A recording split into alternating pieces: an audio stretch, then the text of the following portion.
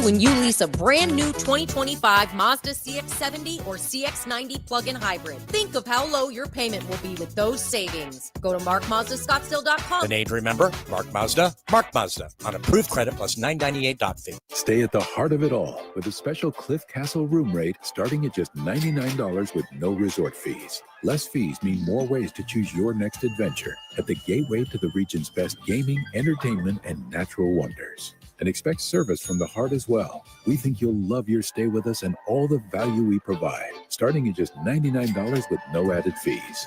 Cliff Castle Casino Hotel, at the heart of it all. Valid Sunday through Thursday. Some restrictions apply. An enterprise of the Yavapai Apache Nation. Hi, I'm Andrew the Homebuyer. Selling your house right now the traditional way isn't so easy. The average home is taking months to sell. Fortunately, I can help. I'll come to your home and give you a cash offer within minutes. Then we can close in under 5 days. And I'll make sure you get as much money for your house as possible. Call me, Andrew the Homebuyer, today, and let's get your home sold. Visit andrewthehomebuyer.com. That's andrewthehomebuyer.com. School's here, and now your kids tell you they've outgrown their clothes and shoes? Don't worry. Right now, get 20% off on Nike at Scheels. Find everything your kids need for school and save a little extra, hopefully to get something for yourself. Plus, for Scheels Visa members, it's our exclusive card member appreciation event, now until August 3rd. While shopping with your Scheels Visa, you'll earn more points. This 20% off Nike sale won't last, so head to Scheels soon, located at the Chandler Fashion Center. In Las Vegas, live music doesn't just start. It hits different. The biggest names in music will be taking the stage. Beyoncé, Pitbull, Nas with the Las Vegas Philharmonic, Motley Crue, Gym Class Heroes, Kelly Clarkson, Janet Jackson, Lynyrd Skynyrd, live in Vegas. Go to visitlasvegas.com to see the full summer lineup. This fall, choose Primavera Online, and you'll be choosing a school with flexibility, personalized support, and an award-winning curriculum that's over 20 years strong. Now enrolling grades K to 12 at chooseprimavera.com. AM 1060 KDUS Tempe Phoenix and KSLX HD2 Scottsdale Phoenix.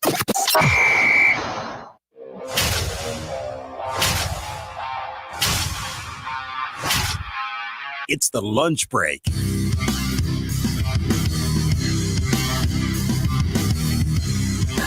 Avoiding the worst case scenario, should they keep him and have the Diamondbacks finally picked a direction a mere 2 days away from the MLB trade deadline? All of that, the focus of this hour number one of the lunch break here on KDUS AM 1060.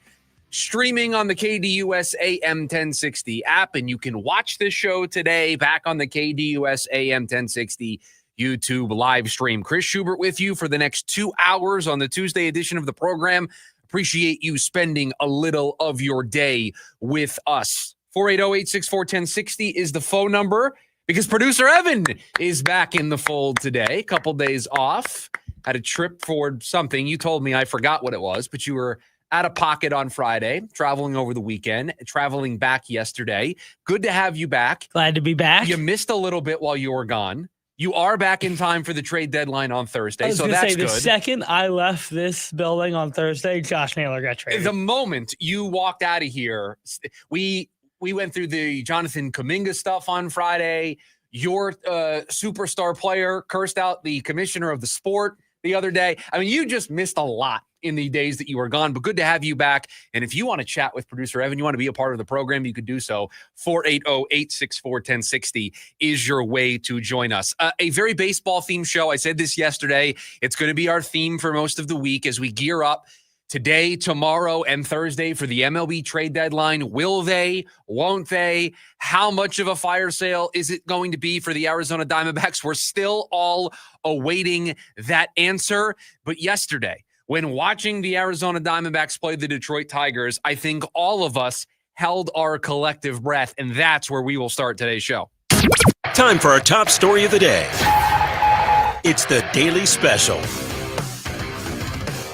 It's the worst case scenario when you choose to be a seller at the deadline.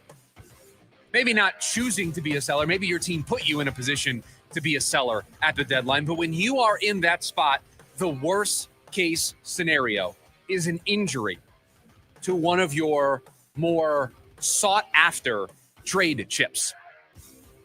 It can completely sidetrack, derail everything that you are trying to do.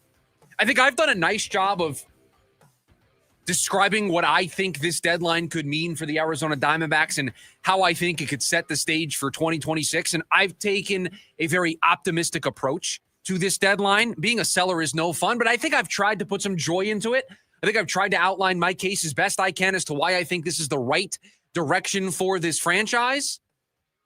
None of what I have outlined over the past couple of weeks here on this program comes to fruition. None of it is possible if this team is unable to trade the most sought-after bat available between now and Thursday. None of it is possible. You're not getting a better return for Zach Gallen and Merrill Kelly than you are for a guy who's on pace to hit 50 home runs. And so that's why when last night, a pitch up and in, catching Eugenio Suarez on the hand, and you see him throw the bat and grimace and turn, you think the worst. You fear the worst.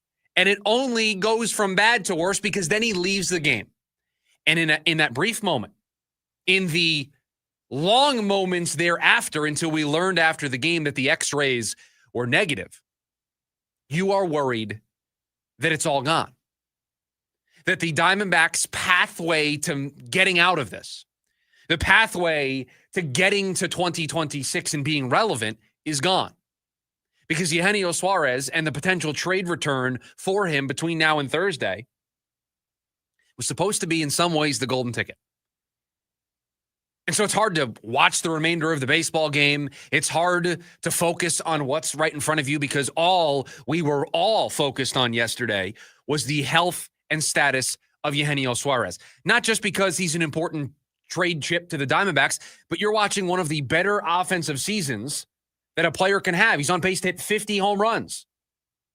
You want to see him be able to do that, whether it's in a Diamondbacks uniform or in another uniform. He's been one of the bright spots for this team all year long. You'd hate to see that to be the end of his season. Either not being able to finish out the year with the Diamondbacks and put together that 50-homer campaign, or get traded to a contender and go on a playoff run. Because I think all of us, wherever Suarez goes, I think we would be rooting for him.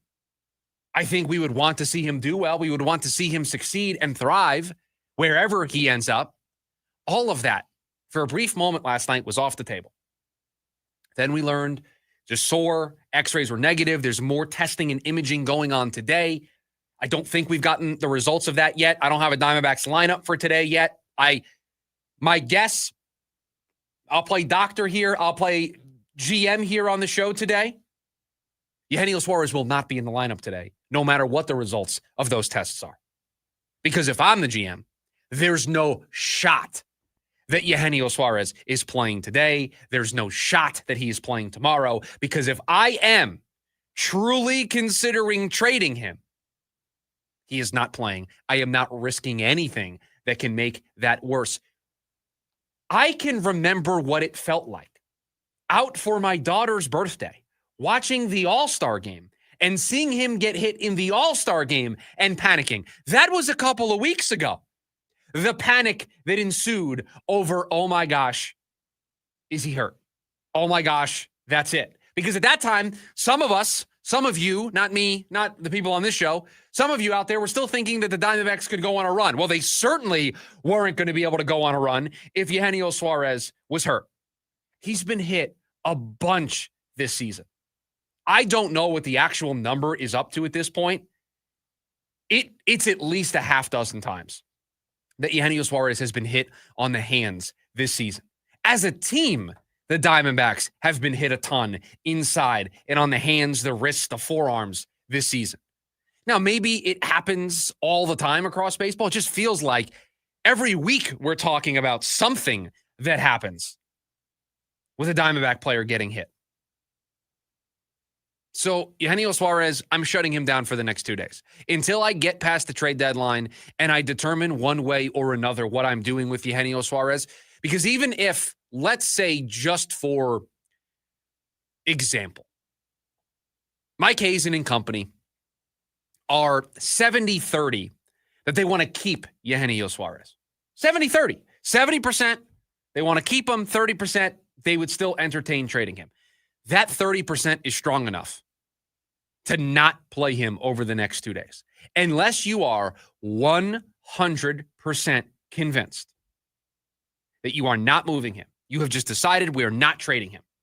Then if the tests are fine and he can get right back into the lineup. And again, I don't think that's going to be the case. I think easily he gets today off just as a standard after getting hit and leaving the game and being sore and having all the inflammation and the swelling. He's at least getting today off. Perhaps he could be available in the third game of this series. But as Michael points out over on the KDUS AM 1060 YouTube channel, if he plays tonight, if he passes all these tests and they put him back out there in the lineup, I would not fault you for thinking what Michael thinks, that he's not going anywhere. I mean, that would just be the signal of all signals. Because if there's even a chance that you're trading him, you are not risking anything. He could get hurt in the field with that hand. He could get hurt again with pitchers throwing inside. Just not the risk you want to run. And again, we all think that they're going to move him between now and Thursday, so why chance it? You saw everything flash before your eyes last night. Don't double down. Don't roll the dice again. Don't hit on that hand of blackjack when it's clear that you should stand. Make the right decision here. Sit him for the next 2 days. Let the dust settle on the trade deadline. Move him or don't move him, and then figure out what you're going to do from there. And listen, when you have a power bat like Eugenio Suarez, getting hit in the hands is one of the worst things that can happen. Just is, right? Gripping a bat is extremely important to a guy like that. We don't know what his power is going to look like on the other side of this. You talk about grip strength and being able to hold the bat. This is exactly what the Yankees are going through right now with Aaron Judge. He has that flexor strain in his elbow. They're not worried about Tommy John surgery and him ruining it because the only way they think he can completely tear it and need the Tommy John surgery is if he goes out in the field and throws. Well, they're going to make him their DH. They're going to slide him over and he's just going to hit. But the problem and the reason why they placed him on the 10-day IL and they didn't just move him to the DH spot, they're worried about his grip strength. They're worried about his ability to hold the bat and come up with a really quality swing. Different injury, but same principle applies here. You need to be able to grip that bat and have that strength, especially when you're on pace to hit 50 home runs. And so he's getting today off, I think, regardless. I don't see a world where he plays today. I think even if they want to keep him, even if they were by some miracle or not miracle, whatever you want to call it, going to keep him and not move him at the deadline, I just don't see a world where you can send him out there today. He's not playing today. I think best case scenario, he would play tomorrow. But again, I think he's just taking the rest of this series off, as he should. I don't see any world where you chance it. Mike Hazen's a very smart guy. He's a very thoughtful, forward-thinking GM. If there is a non-zero chance that somebody's going to come in over the top with that great offer that makes them want to pull the trigger on a Eugenio Suarez trade, then I think you sit him over the next 2 days. And I do believe that there's that non-zero chance that somebody's going to come in and make that trade. And Mike Hazen's going to be like, I can't not make this move. This is just better for us as an organization. As teams get more desperate, you would believe the packages start to go up in price. Right. And then you get to a point where you're like, okay, I just have to make this move because it makes us better. And I think we get to that point between now and Thursday. And so that means I think we've seen the last of Eugenio Suarez in a Diamondbacks uniform on the field participating for the team. That's just my prediction. That's just my guess as things stand. But the fact that it's not broken, that the x-rays came back and they were negative, just a huge sigh of relief for Mike Hazen, for Eugenio Suarez, for the Diamondbacks, for everybody involved, because that was a very scary moment. Just you saw it. You saw the way he reacted. You saw the moment the trainer touched it, that Suarez kind of pulled his hand away, and it was just immediate, like, this is something bad's going on here. And I think everybody involved is lucky that it wasn't worse, all things considered, again, with the reaction that Suarez had. Anytime you see a guy throw the bat like that and spin out of the way, you just fear that he got caught on the wrong. Very rarely do you see those x-rays come up negative, right? And so far so good on that news. With that kind of reaction, yeah, it's very rare I've seen that movie before, and I would say 8 out of 10 times it feels like you get the same result there at the end. So averted disaster, and we think that disaster I'm sure they'll averted. get other looks at it, and we'll hear more about it. But so far, knock on wood, averted disaster. And again, that's why I think he's definitely not playing tonight, just because they're going to give him the day off.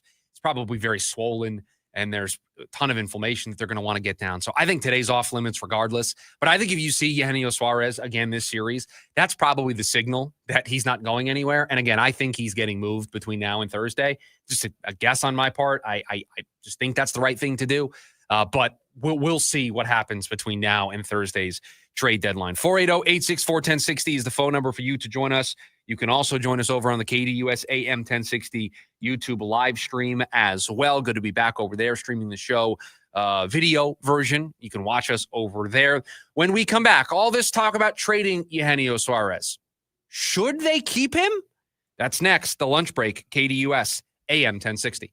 James Out West, your home for sports down here in the desert. Join James and Pat the Stat Guy as they recap the weekend and dive deep into the numbers for the NFL, NBA, college sports, and more. That's 5 seasons of 1,200 yards. Player stats, team numbers, and contracts are just the start of the discussion for James and Pat. He started 815 career games. He threw 749 complete games. There's no hiding when it comes to stats. It's James Out West every Monday night from 6 to 7 p.m. right here on KTUS AM 1060 and on the KTUS 1060 app. When you get hurt, you don't want to end up on the injured list. You want to get back in the game stronger than ever. At Morgan & Morgan, America's largest injury law firm, we fight for you, making sure big insurance doesn't throw you a curveball. With over $25 billion recovered, we're the home run hitters you need. This is way out there and gone. Morgan & Morgan, for the people. Proud sponsor of the Arizona Diamondbacks. Injured? Visit forthepeople.com for an office near you. Stevie Nicks.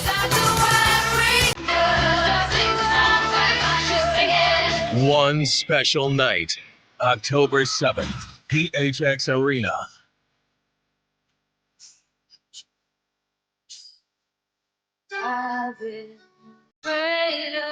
Tickets on sale now at livenation.com. Don't miss Stevie Nicks live at PHX Arena.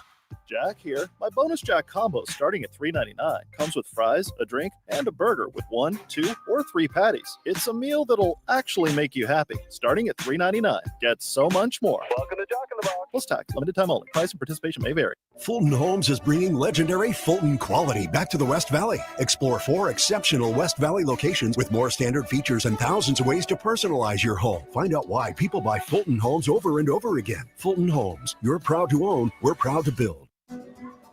It starts with a simple order, a cold Dos Equis dressed with salt and lime. But for the salt clinging to the bottle and the lime perched on top, this is the luckiest of unions. As if the universe has swiped right, pairing flavors together with a crisp Dos Equis. This is refreshment designed by fate, blessed by destiny, and served by bartenders. Enjoy Dos Equis responsibly. Copyright 2024 Dos Equis, imported by Cervezas Mexicanas, White Plains, New York. Rome here with your Rome Report. NBA superstar Nikola Jokic's love of horses is pretty well known, but he is catching a lot of heat for losing his ish and getting all dusty after one of his horses won a harness event in Serbia over the weekend. And haters are rushing in asking, how can he get so worked up about, quote, some stupid harness race in Serbia? Well, I can answer that question. My wife Janet and I owned and raced thoroughbreds for several years, and I'm here to tell you, I experienced some of the highest of highs and lowest of lows around the animal and the sport. Like it or not, I can also say, aside from family and close friends, I had greater love for those animals than most people I have ever encountered. It's impossible to explain to people outside the sport or non-horse people, so I stopped trying years ago. But I know exactly why the Joker was so up in his feels after that win, even if 99.9% of the rest of the planet never will. I get it, and I miss it. I'm Jim Rome. O'Reilly. Check engine, ABS, or maintenance light on? Take the guesswork out of your warning lights with O'Reilly Veriscan. The service is free and provides a report with solutions verified by ASE certified master technicians. And if you need help, we could recommend a shop for you. Ask for O'Reilly Veriscan today. O'Reilly Auto Parts. If you are 50 or older, it is recommended that you get vaccinated against pneumococcal pneumonia, a potentially serious bacterial lung disease that can disrupt your life for weeks. If you're an adult 19 to 49 with certain underlying medical conditions like asthma, diabetes, chronic heart disease, or COPD, vaccination is also recommended. Talk to your doctor about vaccination today and learn more at lung.org/protect yourself. Furnished by the American Lung Association in collaboration with Pfizer. Attention all clones. The Jim Rome Show is here for you every day here on KDUS AM 1060. Lots to get done. Welcome to the program. Listen in as Rome dives into the biggest sports headlines of the day.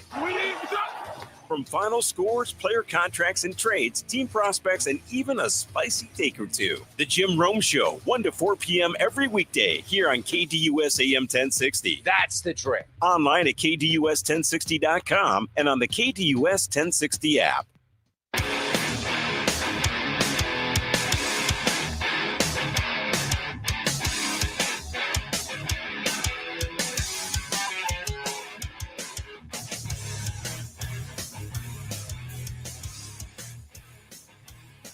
You know, it's that time of year when producer Evan in the other studio just has an entire page dedicated to Jeff Passan's Twitter account and is hitting refresh every, 90 seconds or so? Yeah, like minute and a half. I'm over there. Just making sure that we don't miss anything.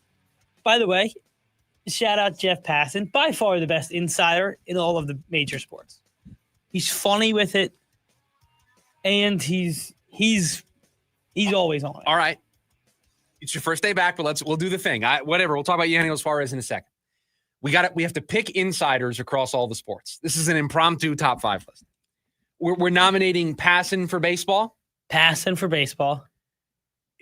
Who is it? Schefter. Is it? Because I think if you went Ian Rappaport, you start to because Ian's funny. Ian is sneaky funny. Who do you think has broken more news? That becomes the question. Like, to me, the only other one you would talk about in baseball is John Heyman, and he doesn't even hold a candle to the amount of news Jeff Passan has brought. Without John Heyman, there is no Jeff Passan in many ways. Yes. John Heyman is the OG. But Jeff has ran past him. So what's the criteria here? I think you have to break the most news to be the biggest insider. So I mean, there's just one. Let's Google it. There's just one basketball insight. Yeah. What does AI have to say about who is the? Get ChatGPT. Who breaks the most NFL news? It's Schefter. Yeah. Between the two, but if we're taking, it is Adam Schefter. If we're taking personality into account, then I think other notable sources include Ian Rappaport, but Adam Schefter. Yeah. Is widely regarded as the most prolific and consistent source of NFL breaking news. I need my insiders to be well-rounded. Not only do you have to deliver me great information, but the way you deliver that information is important, right? So you have to have the goods, you have to deliver the goods, but and you need a personality. But see, we're not ranking them within football. Adam Schefter is the biggest probably in football, correct? Again, if we're just looking at from a news breaking mechanism, then yes. So then, if we're talking personality, as the biggest news breakers in sports, across the major 4 sports, yes, Jeff Passan is 1, and then who's 2? See, I would make the argument that Shams has a bit of a monopoly. No, he's too new, but he has a monopoly. Name me another insider that breaks something in basketball. Name one. I can't. Exactly. But in baseball, Buster Olney, Joel Sherman. But Shams fell into that role. No, because for a while it was him and Woj going back and forth. It wasn't. They weren't going back and forth. He was clearly the 2. He was. Yes. He was a very strong number 2. But now he's the number 1. But like as a number 2, he wasn't Ian Rappaport.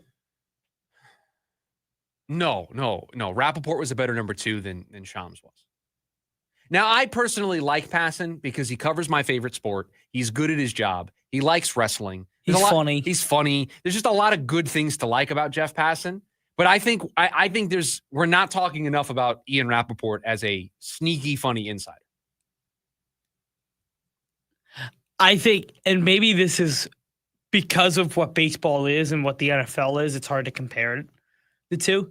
I think Jeff Passan is extremely good for baseball when he goes on to shows like Pat McAfee and is almost an ambassador for what Major League Baseball has coming down the stretch. And I think those things make me a bigger fan of what Jeff Passan does.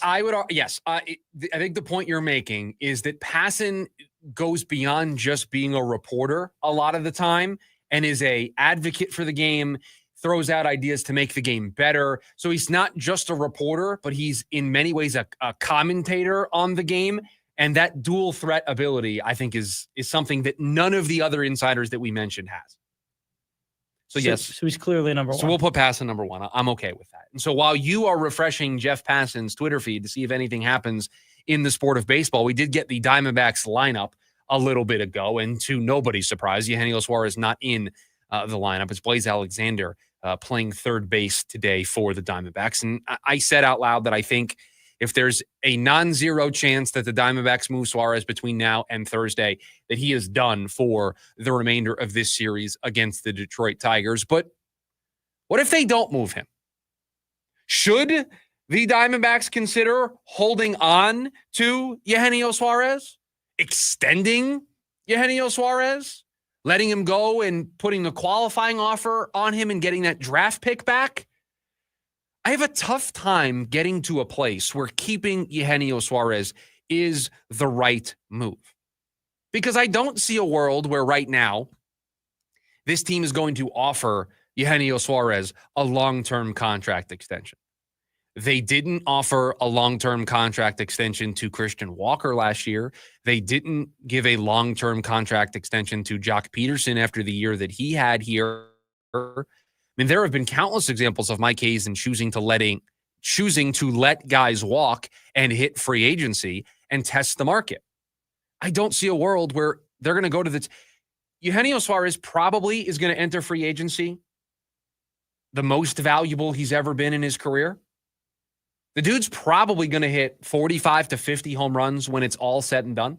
When we get to the end of the season, Eugenio Suarez is probably going to lead the National League, maybe all of baseball in home runs. Judge being out now, Kyle Raleigh slowing down a little bit. There is a realistic world where Eugenio Suarez, if he's healthy and plays the remainder of the season, hits more home runs than anybody else in baseball. That's going to be good enough for a $25 million a year contract, a $30 million a year contract. Is 3 years, $90 million potentially in the cards for Eugenio Suarez? Is 2 years, 65, 2 years, $70 million in the cards for Eugenio Suarez? It very well could be. Does that sound like something that the Diamondbacks would be interested in doing? They're going to have to shed payroll this offseason, not add to it. Not go above and beyond where they were before, and especially with the system that they have and the young pieces that they have that could fill that spot. I know many of you out there are kind of done with this guy. But how do you know what Jordan Lawler is as a player at the big league level if he never gets the opportunity, the large enough sample size to prove it? It's a delicate balance, right? You have a young player who's checked every box along the way in his minor league career, but hasn't proved it at the big league level. Now, I would argue he hasn't had enough time to prove it at the big league level. He hasn't gotten a chance to be an everyday player for 2, 3, 4 months, a whole season to prove that he's a big league player. Well, if you bring back Eugenio Suarez, you sign him to a 2-year deal. Is Jordan Lawler playing third anytime soon? Is Jordan Lawler playing short anytime soon? We've campaigned for Jordan Lawler to get some outfield reps because that could be a spot for him, but that doesn't seem like it's in the cards right now. Where is he going to play? And at some point, you have to throw these young kids out there, let them play, and see what you got. And so that's why an extension of Suarez, has never made sense to me. You're going to landlock one of your own players. And for those of you who say, well, then just trade Jordan Lawler. Really? You wouldn't make a good GM then, because you would be trading Jordan Lawler at his lowest of values. Coming off of the injury, didn't have a good stint when he was in the bigs earlier this season. You'd be selling low on Jordan Lawler. And that doesn't seem like something Mike Hazen would be interested in doing. Do you hold on to Eugenio Suarez and get the compensatory pick? That doesn't fit with what we think Mike Hazen and company are doing and should be doing in an attempt to make 2026 relevant. The comp pick doesn't help you in 2026. It may help you in 30. So there's no pathway for me to see where keeping Eugenio Suarez after Thursday's deadline makes a whole lot of sense. In fact, if it happens, Friday's show, I will open and say that I think the Diamondbacks made a major mistake, that they set themselves back probably a year or two by choosing to hold on to Eugenio Suarez. I know he's been great. I know he's having a great season. I know you'd love to extend him and keep him around, but it does not fit with where this team is and where this team is trying to go. Hence why I don't think you're going to see him over the next 2 days, because I think despite there being reports that they're torn on what to do with Eugenio Suarez, conventional wisdom will prevail. They will toss and turn about this, but they will get to the right place. And the right place is trading him is in the best interest of this franchise. I look at it as what do I believe they can afford? What was the market at last year for a player similar? And do they match up, right? So last year, and I don't think Christian Walker is the type of player that Eugenio Suarez is at his peak. But Christian Walker got a 3-year, $60 million deal, $20 million a year. Let me stop you right there. Christian Walker went into free agency and got a 3-year, $60 million deal from the Houston Astros. Eugenio Suarez is walking into free agency in a better position. That's exactly what I was going to say. Over the last 2 years prior to his contract, he hit 251 and 258 with a season with 36 bombs and a season with 26.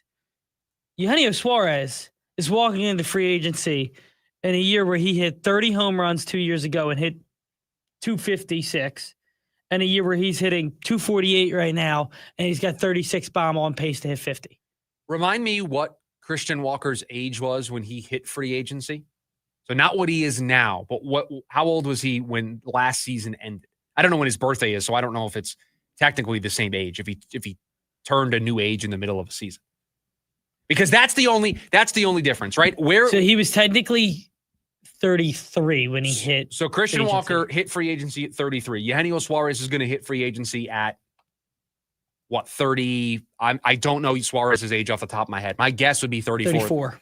So it's close enough to where I don't think age is going to play a predominant factor in the contract that Eugenio Suarez is going to get.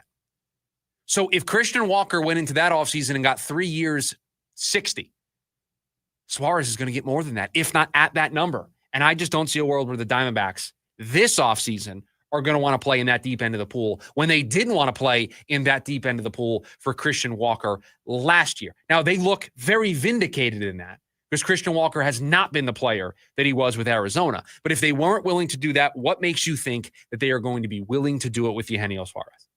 I just don't see it.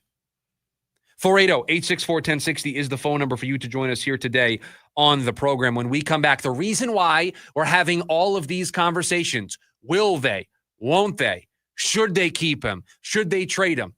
It's for one very specific reason. The Diamondbacks haven't picked a direction. Or have they?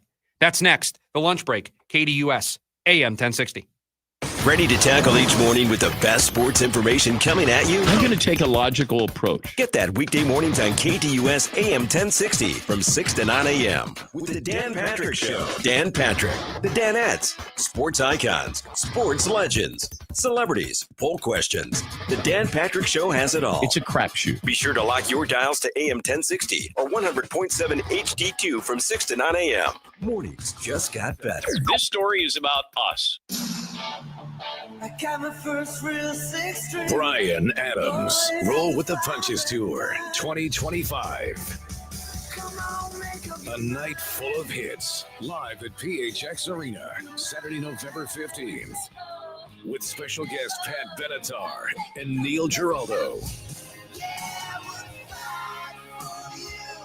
Get tickets now at livenation.com.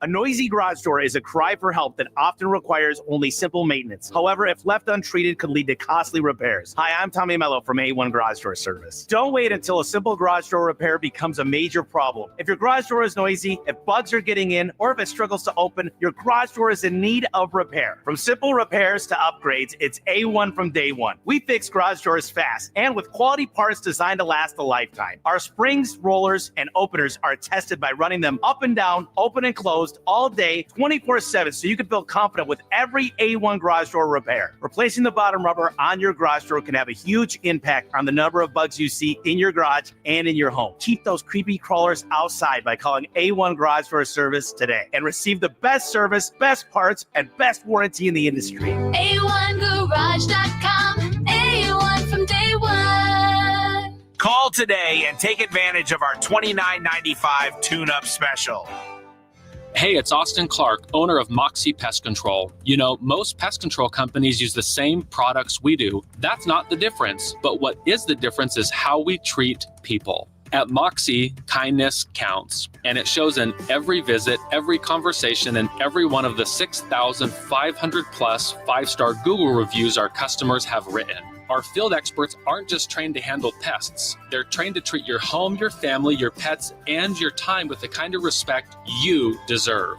And our services come with a pest-free guarantee. Our methods and service just work better because our people are better. So if you want a pest control company you can trust in and around your home, give us a call. We offer same-day services in most cases, and we'll even give you 50% off your first service when you call. Call 888-MOXIE-10. That's 888-MOXIE-10. Moxie Pest Control, the highest and most reviewed pest control company in Arizona. How about we get some pizza? Nah. Sushi? No. I thought you didn't care. I don't. Slow cooked. Tender. Juicy. How did they get in our car? I don't know, but we're going to Del. Del Taco's new slow-cooked pork carnitas. Authentic spices and salsa roja give it a rich, deep, melt-in-your-mouth flavor. Pork carnitas are here for a limited time, so get some tender, juicy Del Taco today. Del, yeah. Join in on the Sports Zoo on your ride home from work with Dave Rooster Bierstein. Join Rooster as he lays down what's happening around sports and makes it clear what's on his mind. Oh my. Catch the day's craziest stories and some of the latest numbers from the sports books across the valley. The Sports Zoo with Dave Rooster Bierstein. Yeah, I think that's kind of a wild option. Weekdays 5 to 6 p.m. on KDUS AM 1060 and on the KDUS 1060 app.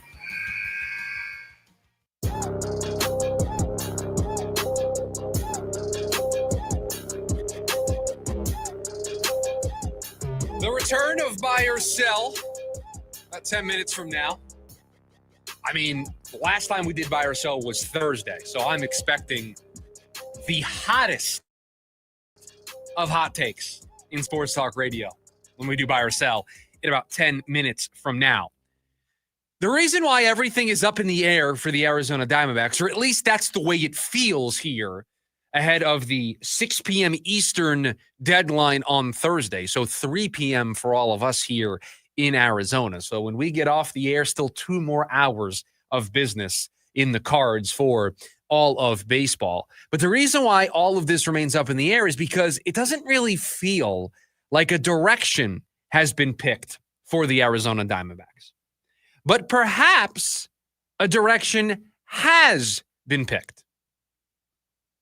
And I'm going to pair some reporting from one of those insiders that we mentioned earlier, although his name didn't come up when we were having that conversation of the best sports insiders. But I'm going to pair something that he wrote last week with something that he reported on this morning. Because Ken Rosenthal on The Athletic wrote a story this morning. 4 MLB teams still not entirely sure of their trade deadline direction. And the way he opens the story, quote, as the MLB trade deadline approaches at 6 p.m. Eastern on Thursday, here are 4 teams that, crazy as it sounds, are still not entirely sure of their direction, according to league sources. Well, I'm intrigued now. Which teams, even though we all probably think they should be sellers, we all probably think we know what direction they should be in. Why are things still up in the air? They haven't decided on what they wanted to do. Well, the first team is the Tampa Bay Rays. The second team is the San Francisco Giants. The third team is the Los Angeles Angels. And the fourth team is the Texas Rangers. So the Diamondbacks not on this list of 4 teams not entirely sure of their direction.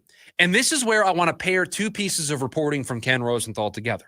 Because it was Ken Rosenthal last week that wrote a column, wrote a story, reported that everybody around baseball thinks that the Diamondbacks are going to be sellers, but they're not sure to what extent. Because Ken Kendrick, the owner of the club, didn't actually want to fully sell. And that Mike Hazen maybe didn't want to fully sell, but understood that that was probably the right thing to do. So if that was the reporting last week, that everybody thinks they're going to be sellers, but we're not sure to what extent. And now today, the Diamondbacks are not listed among the 4 teams that aren't sure of what direction they want to go in. Is it a fair conclusion for all of us to draw that the Diamondbacks have picked a direction? That the Diamondbacks allowed that series against Pittsburgh over the weekend to provide much-needed clarity? That this needs to be a full-blown fire sale?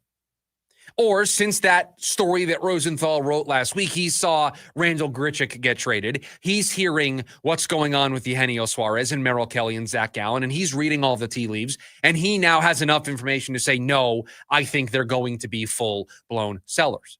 But last week, the Diamondbacks up in the air about what they were going to do.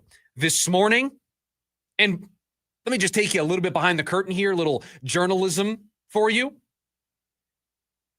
If when Ken Rosenthal was writing this story, if he had any type of inclination that the Diamondbacks were still on the fence, they would be the first team listed, not just because A comes first in the alphabet, but because more importantly, they are the team that everybody is watching.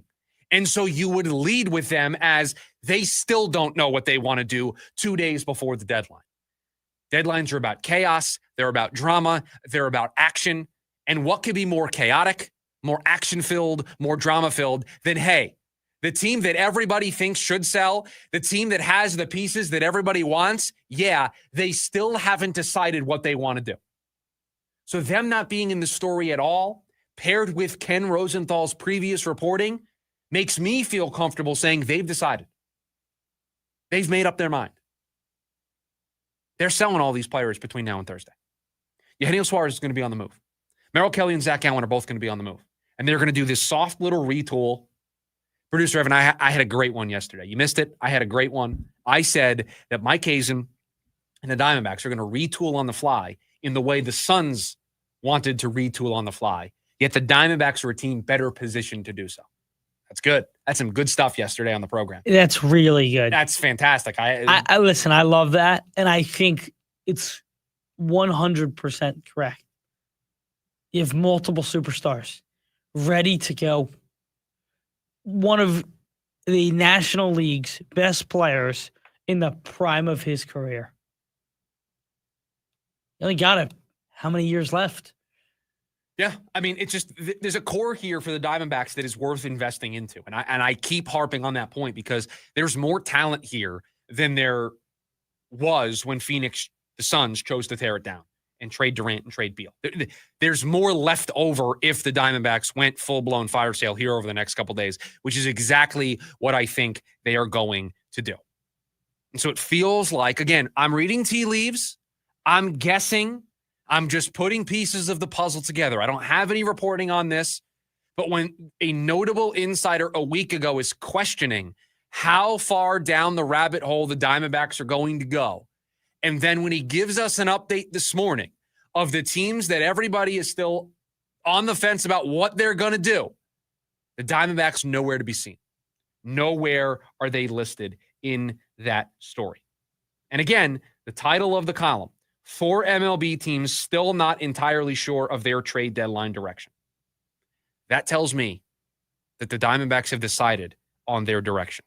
And I think that direction is what we all think their direction should be, or at least most of us think it should be, which is a fire sale and resetting the pieces on the chessboard for 2026. 480-864-1060 is the phone number for you to join us here today on the program. When we come back, we'll wrap up hour number 1 here of the lunch break, a little buy or sell, the hottest takes in sports talk radio. Producer Evan has them, and then I am buying or selling those takes. We'll do it next. It's the lunch break, KDUS AM 1060. The Varsity Sports Show with Vince D'Alicio is your hub for everything high school and college sports. Join Vince and friends as they give you the full picture on student athletes and where they're heading. Live interviews with coaches across the valley. Asking some of the tough questions. Varsity recaps and in-depth interviews with tomorrow's sports stars. The Varsity Sports Show with Vince D'Alicio. Live every Saturday morning from 9 to 11 a.m. here on KDUS AM 1060 and on the KDUS 1060 app. Nitro Circus is back with the all-new Off the Rails Tour. World-class daredevils and FMX, BMX, skate scooter, and more. Jaw-dropping stunts, high-flying tricks, and never-been-done showdowns. Friday, December 5th, Desert Diamond Arena. Visit Ticketmaster.com. I'm Kimberly. I'm Ken. And we're the Owens family. I love living next to my parents because when we live 10 minutes from them, sometimes I would dread a phone call coming because I wouldn't know if my mom was like, okay, your dad fell. He needs help. Can you get here right away? Now, since they're right next door, if anything happens, I can be there within a matter of minutes. Photo home communities are wonderful. It's a very comforting feeling. It's kind of seems to be a sense of family, which I think everybody wants. And so, when you have that opportunity to live in a situation like that, it's everything. We're always trying to get our friends and families to move over here. We would recommend Fulton Homes to our friends and our family. And we have recommended Fulton Homes to our friends and our family. Fulton Homes. You're proud to own, we're proud to build. Hi, welcome to IKEA. Hi, I'm in a whirlwind of college prep. Gotcha. We've got affordable solutions to create the perfect college living space. Great. And visit our website to see how verified college students with an IKEA family account can receive a one-time use 15% off coupon. Nice. You guys think of everything. Pretty much. Offer ends 9/30/25. Valid ID required. Discount applied proportionally across items purchased as shown on receipt. See IKEA-USA.com/ready for college for complete terms. The UPS Store has high-quality, industry-approved packaging materials. So stop by and get 15% off packing materials and protect it with our pack and ship guarantee. Visit the upsstore.com/guarantee or a location near you for full details. James Out West, your home for sports down here in the desert. Join James and Pat the Stat Guy as they recap the weekend and dive deep into the numbers for the NFL, NBA, college sports, and more. That's 5 seasons of 1,200 yards. Player stats, team numbers, and contracts are just the start of the discussion for James and Pat. He started 815 career games. He threw 749 complete games. There's no hiding when it comes to stats. It's James Out West every Monday night from 6 to 7 p.m. right here on KDUS AM 1060 and on the KDUS 1060 app.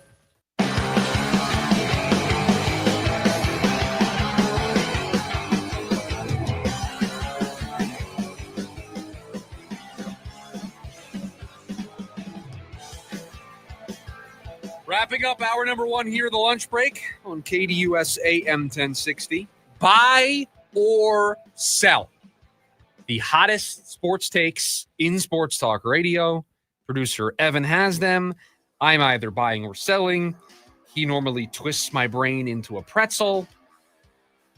It's been a while, my friend. It is. And I figure no way to get back than a good curveball early. Sure. Oh, sure. Go ahead. The D-backs won't trade Eugenio Suarez unless they get a package that no one could refuse. No, I think they're going to move him regardless. Sell. Because I think even the worst offer that they will get between now and Thursday, or the worst offer that they have gotten thus far, is better than the comp pick for giving him the qualifying offer at the end of the season. Now, better is subjective here, because better for me is helping them next season. If you want to just give up on 2026 and give up on 2027, then yeah, hold on to him, let him hit 50 home runs, get some people to go to the ballpark to watch him play, give him the qualifying offer, and then get that comp pick and wait around until 2031 for that player to contribute. I'm trying to make 2026 relevant. And so to me, these offers are going to be better. And you've seen it. The two deals they've already made. The top line, I said this yesterday, the top line takeaway from both of those trades, immediate big league help. They happen to both be relievers. They happen to both be young, under control pitchers to throw into the bullpen. But players under team control that were ready to contribute at the big league level. That's what they're going to do with all of these trades. So sell your take. Is there a situation where they get multiple top 5 prospects within a team's organization, top 10 prospects within an organization? I think they'll get 2 really solid prospects for Eugenio Suarez. They'll get one. I don't think it needs to be a pitcher, but I think I'd prefer it to be a pitcher that's ready to be in the big league roster right away. And then somebody else that's maybe a year and a half away, could contribute at the end of 2026, early 2027. That's what I think the home run return for Eugenio Suarez would be. Jordan Lawler won't end up coming back to the big leagues for the rest of the season. You said, I'm sorry, Jordan Lawler? I just heard, I didn't hear the rest of it, so could you please repeat? Jordan Lawler won't end up coming back to the big leagues for the rest of the season. We're still banged up right now, right? So I think he's still on the shelf, so they're still waiting to get him back into the fold. Look, if they trade Eugenio Suarez and he comes back and he's healthy, I think the final 2 months of this season need to be about evaluating.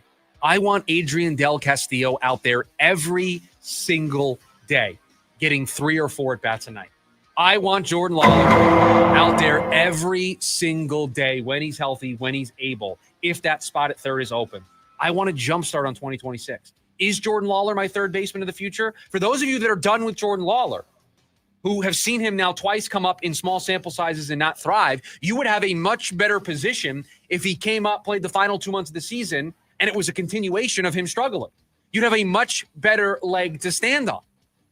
So that's what those 2 months are for. Adrian Del Castillo, are you my starting DH next year? Are you a part of this team? I'm going to find out, because you're going to play every single day between now and the end of the season. That's what the rest of the season is going to be about for this team. So, no, I'll sell this one as well. Jordan Lawler needs to be up the moment he is able to be. If Suarez is gone and third base is open, he needs to be playing every single day at that spot. The Cardinals will sweep at least one team in their division this year. The Arizona Cardinals will sweep one division. They're not sweeping the Rams. Too good of a team. So that leaves the Seahawks and the 49ers. There you go, everybody in the NFC West, in case you forgot. This is me filibustering because I don't know which team I want to pick. I'm so down on the Seahawks this year. You are. You hate Seahawks. Hate's a strong word. I just meant like how they're built. I just don't think it's going to work. So I'll buy this. The Cardinals will sweep one of their divisional opponents. They played really well against the division last year. They played really well at home last year. I think those are two really nice trends. They seem to always play well up in Seattle. So if they can win the game at home against the Seahawks, I could see them going up there. I know last year they didn't play well coming out of the bye against Seattle. That was a bit of a clunker. But again, they could have won that game. Second half, Kyler just comes out, leads the team on a drive to try to score a touchdown. Instead, they turn the ball over. They don't score points. I think they sweep one of the teams this year, yes. I really think if I had to take somebody, obviously you're going to take the Seahawks. I really think they could sweep the Niners again. Well, they did it last year. I get both of them. I'm not just picking one. Yeah, no, 100%. You get both of them. I also get the Rams. I just don't think they're going to do it against the Rams. I'm super down on the Niners this year. I am. So the way you're down about the 49ers is how I'm down about the Seahawks. And I think we both think the Rams are pretty good. But yeah, I'm down on the Seahawks. If I had to take a team to win the division, I'm taking the Rams. I think right now it's close. And I like the Cardinals a lot, and I think they're in there, giving me a really good puncher's chance. But I just don't know how I could, if I had to take a bet, don't know how I could take it against the Rams. Yeah, and file this one away for something we should do next month. We should go on record with all of our predictions. We don't need to do it right now because training camps just got underway. But the closer we get to the season, we should probably go on record with our division playoff award predictions, and then we can look back at the end of the year of how dumb we were. That's normally how it goes. Typically how it works. Yeah, you never really get them all right. No. You get like one right and you feel great about it. But we should do that at the end of next month. All right, what else you got? Luis Robert and Stephen Kwan, one or both, will be traded at the deadline. Luis Robert, Stephen Kwan. Somebody's going to be on the move. Is it Robert? It is Robert. It is?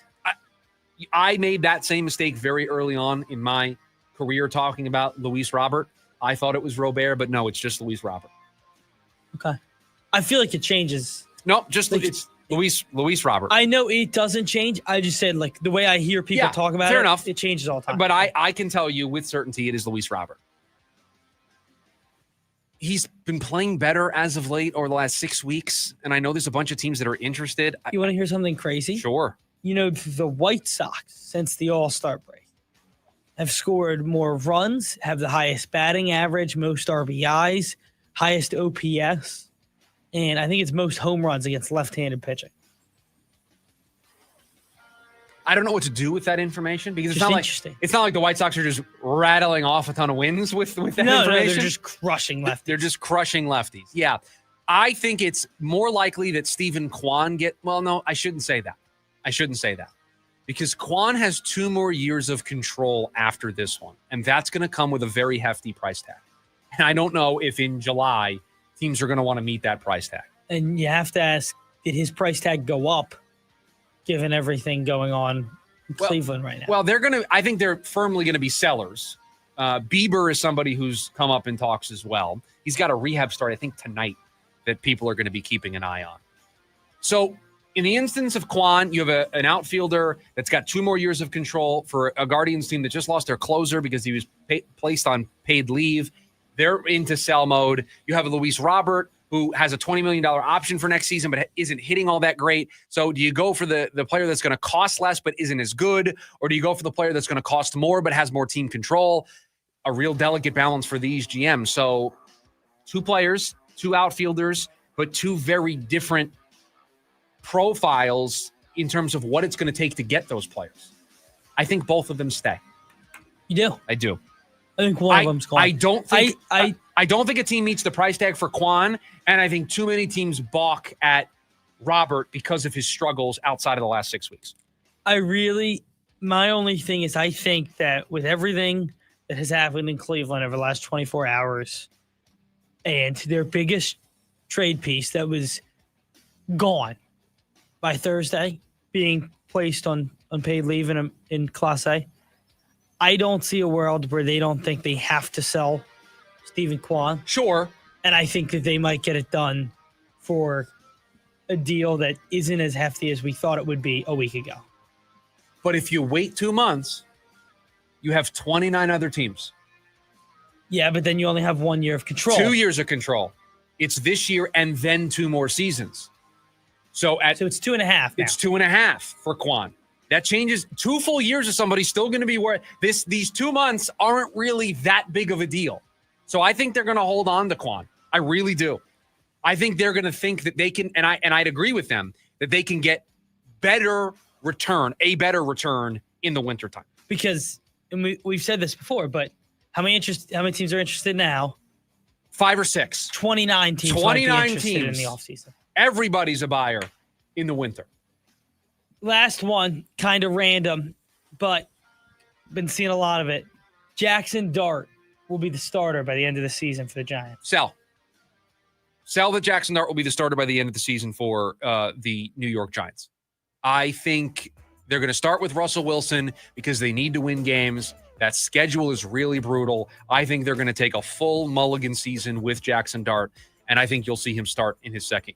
I think they'll actually do what teams should do with their first-round quarterbacks and let them sit and learn and build a roster around them. Hour number 1 of the program in the books. Hour number 2 right around the corner. It's the lunch break. KDUS, AM 1060.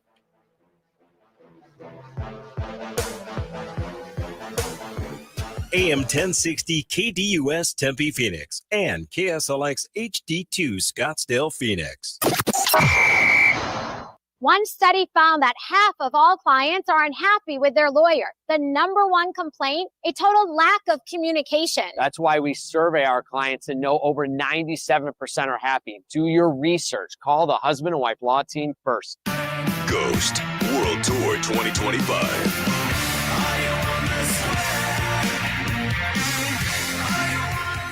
Ghost, theatrical, heavy metal, arena rock. August 11th, Footprint Center. Tickets on sale now at livenation.com. Don't miss Ghost.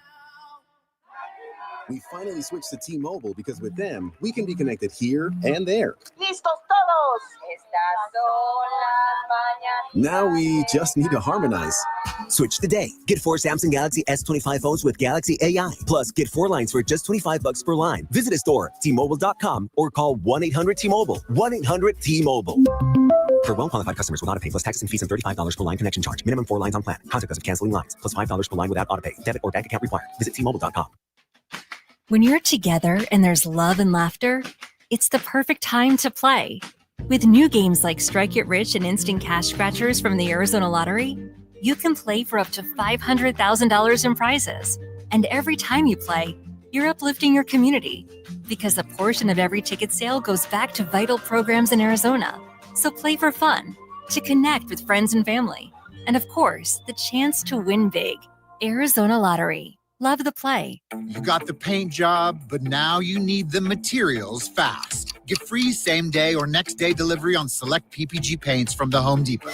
Now that's a pro move. Save time on store runs and get free delivery on small or large orders of select items. Save energy shopping around with PPG's wide assortment of colors and finishes all in one place. And save money with Pro Extra, where you can get up to 20% off paints, primers, and stains through Paint Rewards. The Home Depot, how pros get more done. Hi, Luis Gonzalez here. Want to bet? Feel the thrill of Casino Arizona with 1,400 of the hottest slots and nonstop table game action. We make winners, no experience necessary. Join us for the best bingo in the valley with daily sessions. Indulge in all-you-can-eat Eagles Buffet or enjoying fine dining experience at the award-winning Choya Steakhouse. Enjoy top-notch local entertainment, tribute bands, and viewing parties at CAZ Sports Bar, just off the 101 in McKellips. Casino Arizona, uniquely Arizona. AM 1060 KDUS Tempe Phoenix and KSLX HD2 Scottsdale Phoenix.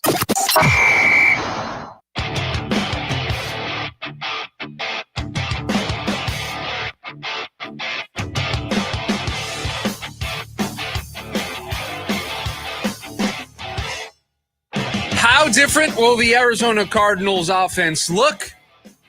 It's Tuesday, which means the NFL news dump at 12:15.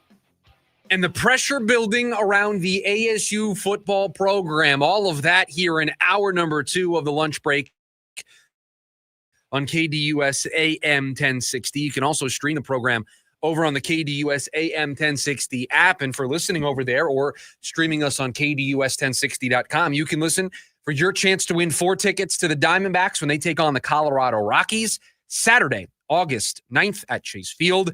The force strong at Chase Field. The first 20,000 fans in attendance on Saturday, August 9th. They're going to get the Corbin Carroll Rebel Pilot bobblehead, courtesy of Cox. Remember, we've got your chance to win 4 tickets. You want to get the, make sure I get this correct, Corbin Carroll Rebel Pilot bobblehead. You got to beat everybody else at the ballpark. I'll tell you, I'm going to be running in there that day. Star Wars big bobblehead guy. Oh, big huge bobblehead. Star Wars fan. So this is good crossover for you. Huge crossover. I am a big Star Wars guy. I don't hate bobbleheads. I just don't love bobbleheads. That's just a lot of maintenance, and if you have too many of them, what do you do with them? I've always been trying to keep my memorabilia to a very small quantity.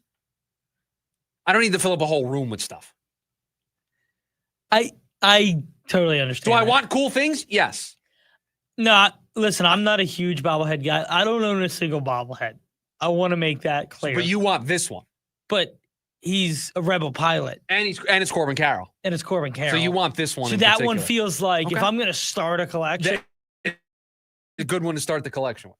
I like the value in a Rebel pilot crossing over with two things I very much love. Now, as we start hour number 2 of the program, I want to tell everybody a story because producer Evan wasn't here yesterday. Producer Evan wasn't here on Friday. It was just you and I. We called them the fireside chats on Friday and Monday's show. Just you and I, no buy or sell, no NFL news dump, just me talking for 2 hours with the listeners. And on Monday's show, I had a conversation with all of you, and I outlined that I'm not going to overreact too much to what's going on at training camp for the Arizona Cardinals. That social media clips of a guy doing really well in Marvin Harrison Jr., I'm just not going to overreact to those clips. Now, after we got done on the air yesterday, Marvin Harrison Jr. made another excellent catch, one-handed, back shoulder, turning around. It was an excellent catch. Credit where credit is due. I don't think it means a 2,000-yard season for Marv, but I was impressed by what I saw. Certainly something to get excited about. But that was the conversation that we had yesterday. Well, producer Evan was traveling yesterday. Producer Evan did not listen to the show yesterday. We did not talk about this in the morning meeting, but we're sitting down, trying to put the show together, figuring out what Cardinals angle we wanted to talk about here today. And unprompted, producer Evan goes, boy, did you see that highlight of Will Johnson against Marvin Harrison Jr.? And then he proceeds to turn his computer and show me a Twitter highlight. And that is where I jumped in and said, well, you clearly didn't listen to the show yesterday because I went on a bit of a mini rant saying how I'm not overreacting to clips on social media. Now, again, another very impressive clip of Will Johnson doing a great job, stepping up here in his rookie campaign, looked good, looked the part, loved seeing him go toe-to-toe with Marv. But less than 24 hours after going on this mini rant, producer Evan was like, man, did we talk about this on the show? Well, look at this. Will Johnson locking down Marvin Harrison Jr. And I had to be the guy that said, not overreacting to social media clips during training camp. It's training camp. Relax. So I think, yes. I was excited, and it wasn't that he was step for step with Marv. For those who haven't seen the clip, he jams Marv at the line. He throws him into the ground. It's a physical play. It's an impressive play. Please, listeners of the program, producer Evan, everybody watching on YouTube, please do not mistake me saying that I'm not going to overreact to social media clips as code for these plays aren't good and or cool. The Marv catch yesterday was cool. The clip you showed me was impressive. I'm just not going to all of a sudden extrapolate that out and say, oh, monster season incoming for Will Johnson because he locked down Marv in training camp. No, I'm not saying that either. I think seeing that level of physicality from a rookie cornerback is an extremely positive sign. To see a rookie come up in his first full week of training camp, jam the number 4 pick at the line, and throw him to the ground is a mentality thing that needs to be extrapolated to the entire football team. Yeah, do I think the play itself is impressive? Yes. Do I love the style in which it is more than anything? Yeah. Yes. Yeah, and that's fair. And that's my message from yesterday, and we're carrying it over into today, is just to put things in their proper context, right? Get excited when a guy looks good. Get excited when a guy shows flashes. Don't run and bet all of your money on the Cardinals to go to the Super Bowl because of it. That's what I'm trying to send out to people. Don't, after Marv makes an incredible catch, say, oh, got to take him number 1 overall in my fantasy drafts in the next couple of weeks. Or, 2,000-yard season, betting on his over. That's what I'm trying to get people to not do. Be excited. Be cautiously optimistic when you see a lot of good things in camp. Be cautiously optimistic when you see great plays like Marv made. But as Michael just mentioned on the KDUS AM 1060 YouTube stream, I don't believe the hype until I see them play some games. That's the proper reaction. Okay, that's the proper response. Let me ask you this question. Let's say, and I don't need it to be hype, but the Cardinals were 8 of 44 on fades last year. Right? They ran up in the top 10 of the league and hit on very few of them. Mm-hmm. Now, if we see in training camp, hey, they're putting a really big focus on building a chemistry between Kyler and Marv, especially on the deep ball. We see them working on it after practice. We see them throwing it in the game. Is that now a trend or something you start to pay attention to? Or are you still saying, well, let's see it in week 1? I just want to be careful. I don't want there to be this confirmation bias. Because to your point, you want to see them have better chemistry on the fade route. You want to see the offense have more down the field ability. So the moment you see a clip on social media or you see something out there of them doing that, it may confirm, offense is going to be great this season. And that leads into what I wanted to talk about here to open this hour. How different actually is this offense going to look? We talk a lot about the continuity, meaning that this offense is going to look different and better. That they're going to have those explosive plays. They're going to add the deep ball. Marv's going to be better. We talk about all of those things. But until we see it, imagine the Arizona Cardinals drafted Marvin Harrison Jr. in this draft. Imagine they spent big money this offseason on a wide receiver too. Imagine they spent money getting a running back in the building like a James Conner. Imagine all of that happened in one offseason. You'd be very excited about this offense because it's different. There's new pieces to pay attention to. So you're excited about what it's going to look like. You're excited. How are they going to use Marv? How are they going to use the new running back? What is this wide receiver 2 going to look like? What are they going to put on his plate compared to Marvin Harrison Jr.? How's the offensive scheme going to look? You have all of these new parts. It's easy to start dreaming up how different and how much better it's going to be. This offseason, you can't do that dreaming because they're running it back. Now, that doesn't mean it's a bad thing, but they are running it back. They didn't add another wide receiver. They have the same running back room. They have the same tight end room. They have basically the same offensive line from a year ago. The same guy under center. The same guy calling plays. You don't even have a new system, a new offensive play caller that might bring that explosiveness. We're asking the current play caller to add more to the menu, to add more of those plays into the scheme. They'll find a way to get Marv more involved. So all of these are questions that I still have that don't get changed because I see Marv have a great highlight on social media. Just like, because the flip side of this, everything I'm talking about it being excited about the offense because of all the new parts is exactly how we talk about the defense. Darius Robinson in year 2, Walter Nolan, a first-round pick, Calais Campbell, Dalvin Tomlinson added, Josh Sweat, a big money signing in free agency, Will Johnson drafted in the second round. All this new, it's got to be better. It's going to be better because they're adding all these new pieces into a good defense, a defense that was good last year, even though they didn't have these guys. So now they've added these guys. The expectation is it's going to be better. It's harder for us to wrap our minds around an offense being different and better when nothing fundamentally has changed about it. Nothing's changed. Same play caller, same quarterback, same skill position group, same supporting cast, same offensive line. All of that is the same.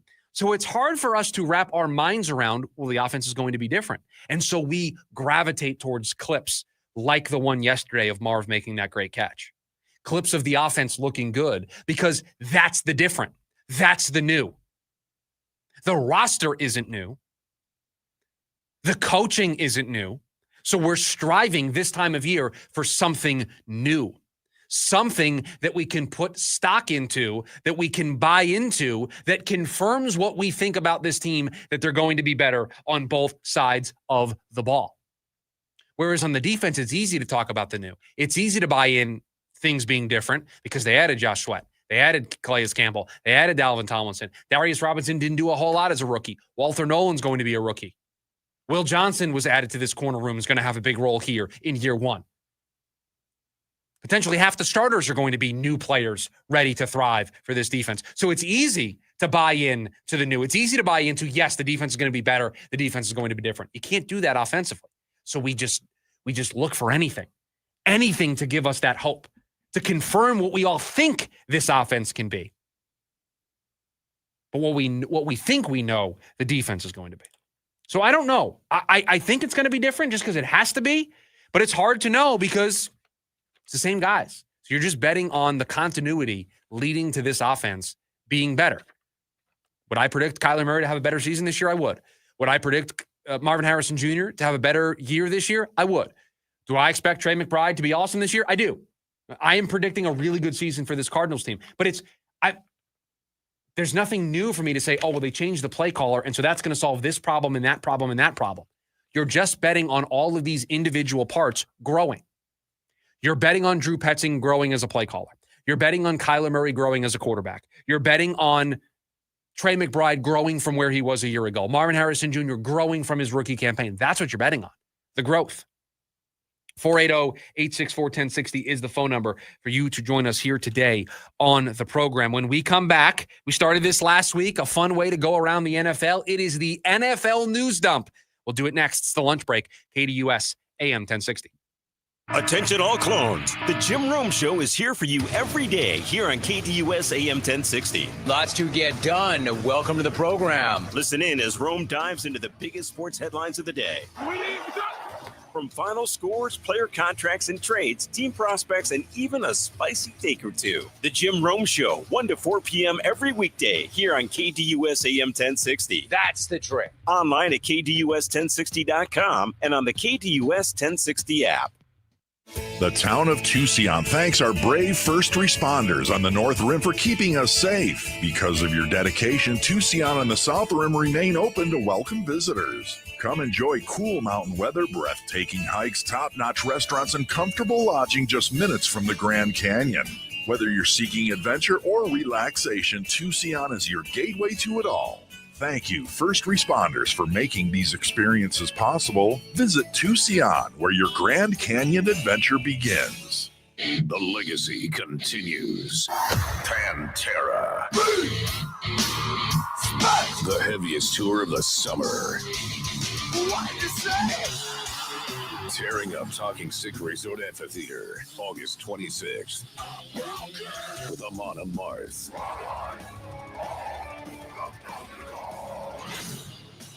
On sale now at LiveNation.com.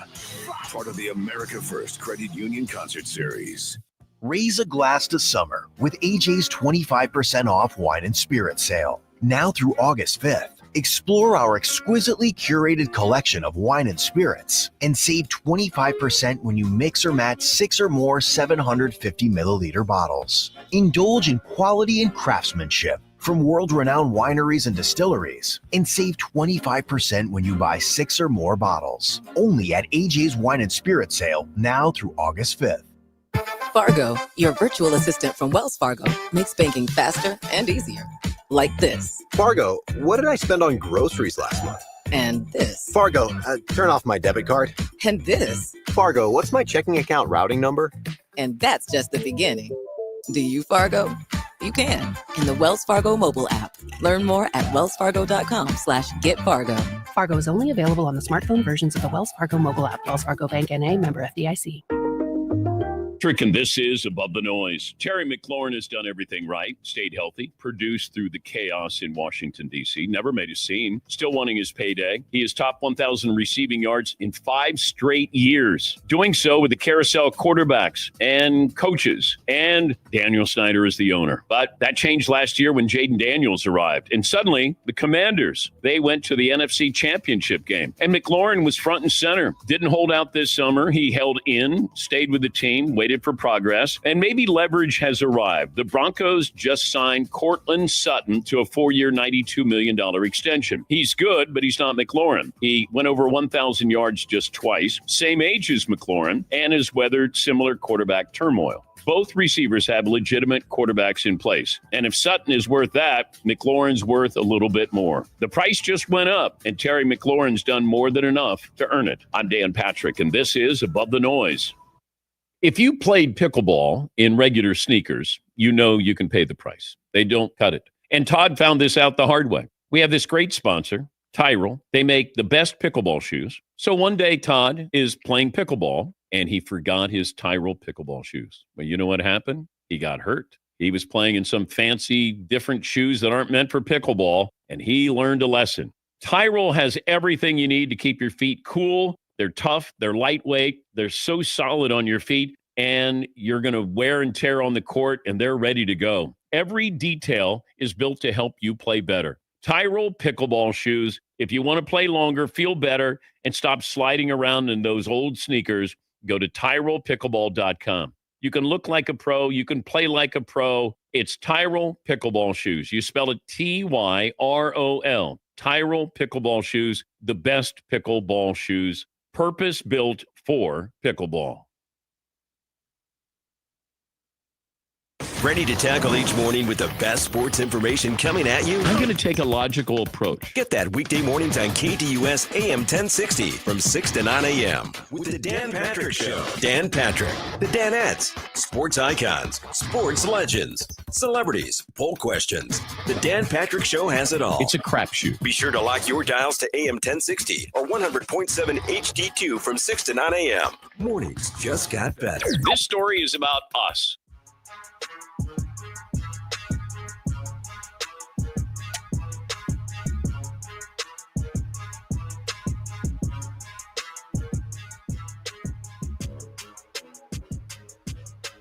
Back here on the lunch break, Chris Schubert with you. It's Tuesday, which means it is time for the NFL News Dump. All the stories in the sport of football as we move closer and closer to the start of football season. It's just right around the corner. Oh, the music is glorious. We use this music a lot. Last year, we used this music for our preview segment on Friday, my football picks segment for sports betting. We use it on Monday when we recap everything. We use it for the power rankings that we do. We use it a lot. We have a very liberal use of this music bed, and rightfully so. I mean, come on. How could you not? With that being said, awesome. The second edition of the NFL News Dump. Take it away, Producer Evan. The Cincinnati Bengals. They have gotten one of two done. Shamar Stewart has signed his deal with the Bengals.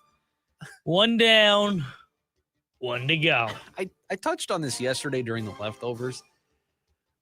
I don't know what was the goal here. What was the goal here, Shamar? Could you explain it to me? So really all that changed was he got another $1 million loaded onto the signing contract? Was it money? Was it $1 million? I thought it was only $500,000. Yeah, it may have been $500,000. He got $500,000 or $1 million. We'll use your number. Either way, he got some money that was supposed to be paid out, I guess, in December, accelerated up to the front side of the deal, paid out now, in exchange for agreeing to exactly the language that Cincinnati wanted in the contract.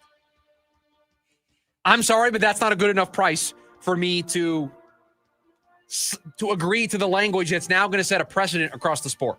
It was insane. That deal could have changed the precedent of the NFL, and he signed it for $500,000. He signed it and said for $500,000, good luck, everybody else. And by the way, not money he was never going to see.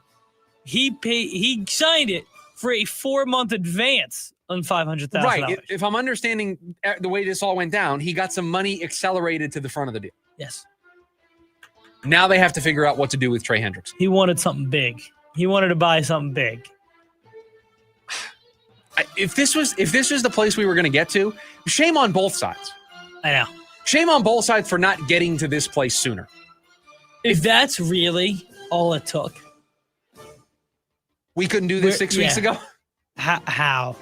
Why did he miss days of camp? OTAs, rookie mini camp, the start of regular training camp. Drag this out. Make it. You made the entire organization look horrible. Like what? You couldn't get there. We couldn't. It took us all this time to get to that place. That's tough. Now, yes, makes the Bengals look worse. Their resources are now freed up to try to communicate with Trey Hendrickson. It's great. I guess they'll find a way to get this done. It just doesn't feel like it in the moment. Although usually the way these things end up guys sign deals and they stay with the team. These holdouts end, these hold-ins end. But it just doesn't feel like we're anywhere close to Trey Hendrickson returning to the Bengals. No. But I'm sure they'll figure it out between now and the beginning of the season. I really don't believe that there's a world where he can return to the Bengals after everything said, after everything that's gone down. No, he's getting a new contract. Or else he's not playing. I don't think he'll play. They'll find a way to bridge the gap here. They'll find a way. These teams always find a way. They always get these deals. Not always. Do you have an example off the top of your head?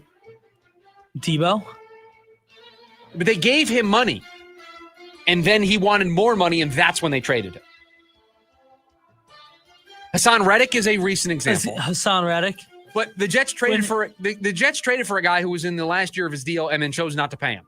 And so that they brought that on themselves. But that was started with the Eagles. Started with the Eagles. The Eagles said, we're not paying you, we're going to trade you.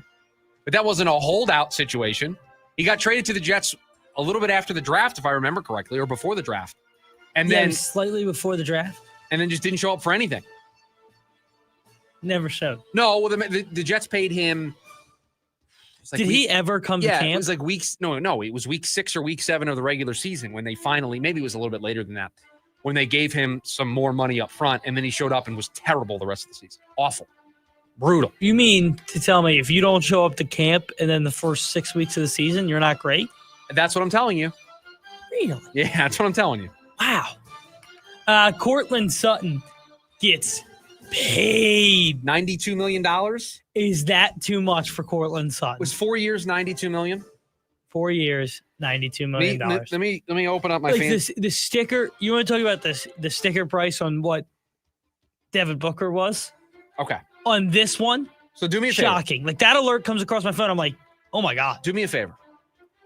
Go to that fancy computer you have there with one of your 47 screens. Type in overthecap.com. And I want you to pull up the wide receivers and sort them by annual average value, or average per year, I think is the way overthecap.com describes it. By the way, cheap plug for my favorite football contract resource, overthecap.com. You want to be a smarter football fan? You want to understand the way these contracts work? Just spend a couple of hours on. And what did you want it by? You want it by year? I want it by average per year. Okay? I believe A.J. Brown is the top wide receiver. By average per year? Average per year. No. Who is the top wide receiver in average per year? It's Jamar Chase. Jamar Chase, and he is at $40 million. Okay. Then it's Justin Jefferson. Okay. At 35 even. Okay. And then it's CeeDee Lamb at 34 even. Okay, keep going because you got a long way to get before we get to what Cortland Sutton's getting over 4 years. Metcalf at 32.99. Keep going. Wow, that's too much. Keep going. Garrett Wilson at 32.5. Keep going. A.J. Brown at 32. No, you got to go to the next tier of receivers. You got a long way to go. You got a long way to go before we get to Cortland Sutton's $23 million a season. Cortland Sutton. Where would his $23 million rank? Give me the receivers that are in that zip code, in that tax bracket. At $23 million. Yeah, so it's 23. I'll go all the way up to 24. Sure. 24,250 is Nico. Okay. Then Debo at 23,850. Okay. Michael Pittman Jr. at 23.3. Okay. Terry McLaurin at 23.2. Okay. Calvin Ridley at 23 even. Okay. Godwin at 22. Does that not feel kind of like the range where you'd put Cortland Sutton? Yeah. Yeah, I think he's better than Michael Pittman Jr. Whoa. Absolutely. Michael Pittman Jr. may be the most underrated receiver in the game. No. It's actually somebody who plays on the same team. Is it Alec Pierce in your mind? Yes. I mean, both great receivers. The Colts, if they could just solve their quarterback problem, would be great. And I like Downs, too, by the way. Oh, they have a trio of receivers that could be excellent. If Weapons not the problem in Indianapolis. If they had somebody throwing them the ball that's not named Daniel Jones, I think they'd have a chance. But that feels like the right range for Cortland Sutton. So, yeah, you see $92 million, and you're like, whoa. But again, if you look at it through that lens, I think he's properly paid and good on getting it done and not having to worry about it. That's the other part of this too. Because now you've slotted him into this range, and now you can let Washington figure out what they want to do with Terry. You can figure out Debo and all of these other contracts that need to be sorted out. You slotted in at $23 million. He's below Garrett Wilson, who got paid this offseason. He's below some of the other receivers that crossed into the 29, 30, now, 30 plus. As far as a full contract deal. Okay, you want the full $92 million. He sits the total value. Okay. He sits, again, right where Calvin Ridley is. Calvin Ridley's overpaid. So he's $4 million below A.J. Brown. He's $2 million above Tyreek Hill, about $8 million above Jalen Waddle. Yeah, but the other part of this, too, is... Like, do you think... Okay, how about this? What about Devontae Smith and Courtland Sutton? Who would you like more out of that pair? I think I would want Devontae Smith more, but it's close. It's close. I think Courtland Sutton's underrated. By the way, I just told you I really like Courtland Sutton. Yeah. I like Sutton a lot. But the other part of it, too, is how much of the $92 million is guaranteed, right? Because, again, sticker shock, you see this, and then it comes out and only the first 2 years of the deal are guaranteed, and there's an out for it. And then it just all of a sudden you're like, okay, it's not really $92 million. It's $92 million on paper, but we're never getting there. That happens all the time with these wide receiver and the quarterback contracts. So I think that is a fair, reasonable value for Courtland Sutton. Speaking of people getting paid, Bernard Raymond getting $100+ million from the Colts. Paid.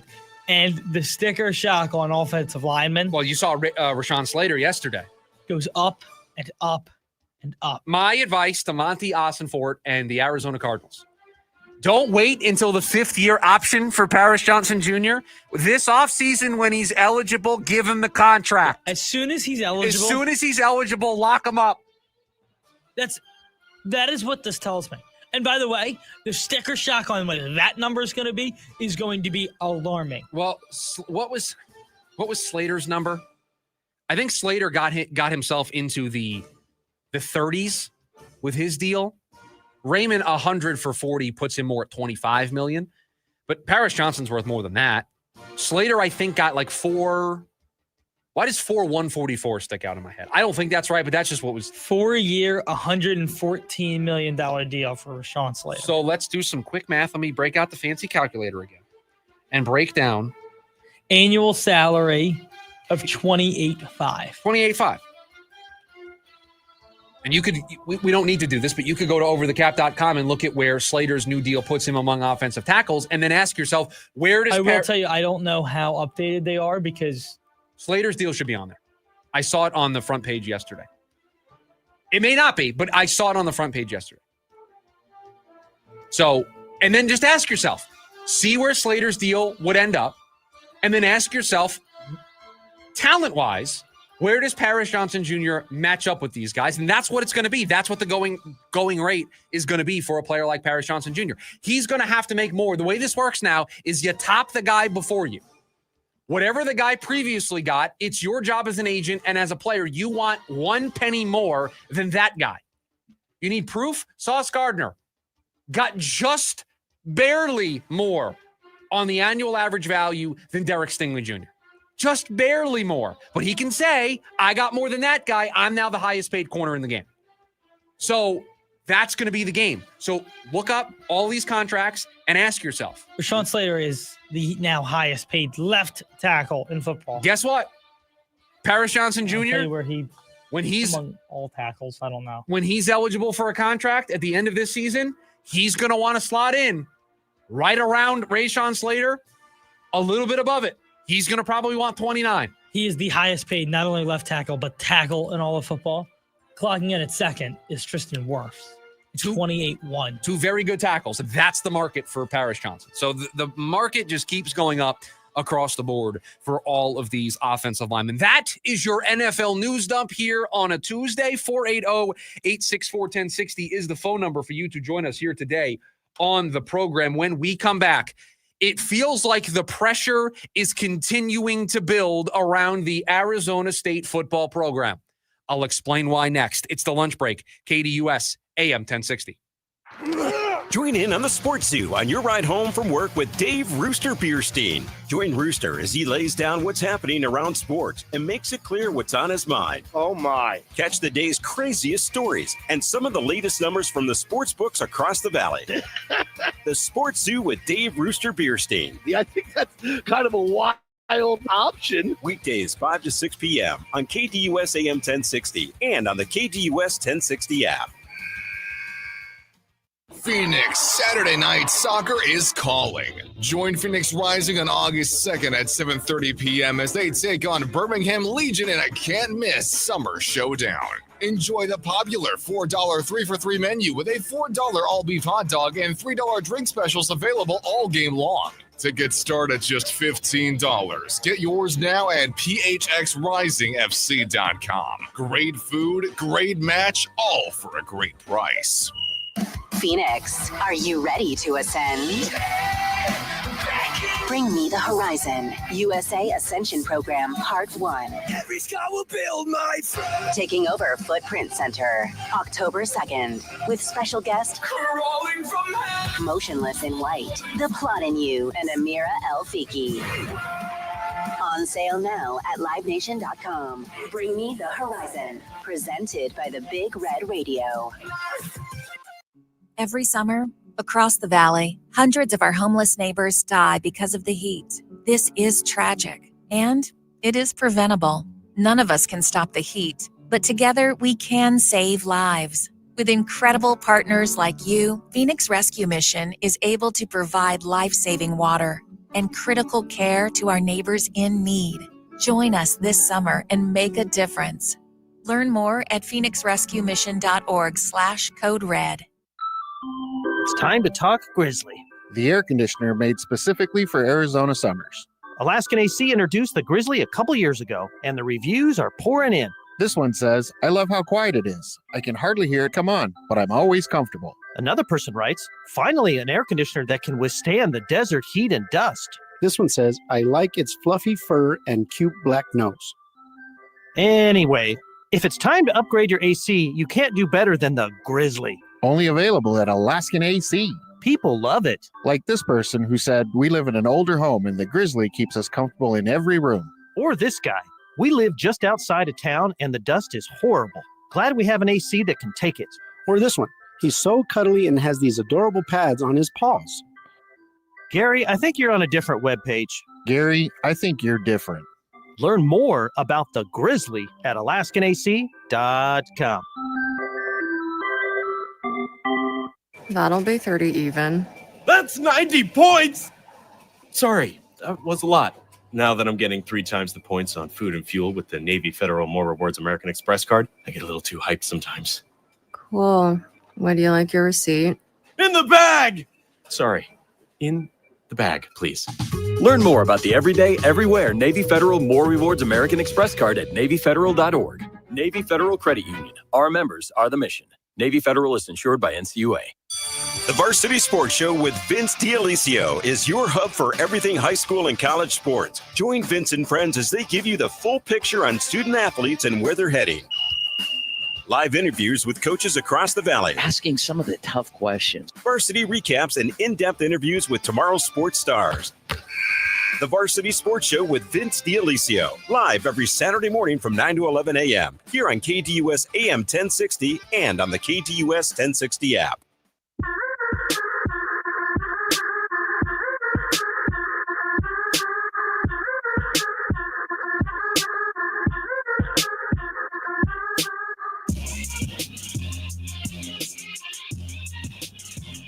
When I say elite college football programs, who comes to mind? You think of Alabama. You think of Ohio State. You think of Georgia. Those are the top-tier programs. Maybe you think of Notre Dame. But when I say elite of the elite, those are some of the teams that come to mind. Well, perhaps some room needs to be made. And the room needs to be made for your Arizona State Sun Devil program as the elite of the elites. Yes, I said it. Because I read a story today that there are 5 teams in college football that are projected as favorites in every 2025 regular season game. Brad Powers, who does the Bet the Board podcast, has power rankings and numbers that inform his model that has projections for all of the games. Because if you go to your favorite sports betting website or you go to Vegas and you want to place a bet, they don't have lines, spreads, totals for all of these games available just yet. But based on the work that he has done, there are 5 teams based on these projections that are favored to win every single game they play. Ohio State, Georgia, Notre Dame, Clemson, and yes, Arizona State.